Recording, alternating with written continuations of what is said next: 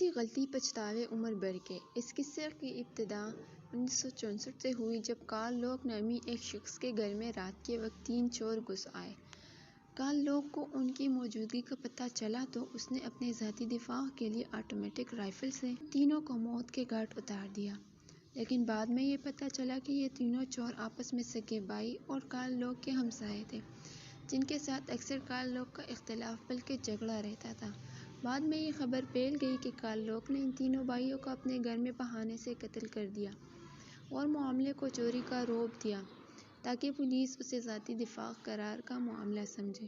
Karl لوک کو جیسے ہی پتہ چلا معاملہ الٹ کر اس کی خود کی گردن کے گرد پھانسی کا پھندا بن گیا ہے تو کارل لوک روپوش ہو گیا۔ اسے ڈھونڈنے کی ہر قسم کی کوششیں بے سود رہیں اور کارل لوک کوئی پتہ نہ چلا۔ کیا آپ جانتے ہیں کہ کارل کہاں جا کر چھپا تھا؟ جی، خود اپنے ہی گھر کے ایک چھوٹے سے تہہ خانے میں، جس کا کل لگ بھگ 2 میٹر ضرب 1 میٹر سے زیادہ نہیں تھا۔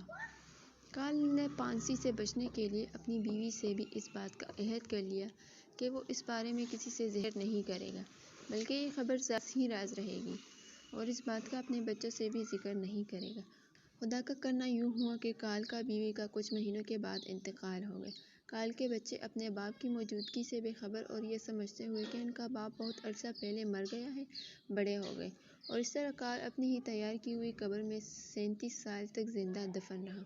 اور سب سے عجیب بات یہ تھی کہ بعد میں اس کے مکان میں مختلف وقتوں میں 3 مختلف خاندان آ کر رہ رہے تھے، مگر کسی نے بھی کارل کی موجودگی کو محسوس نہیں کیا۔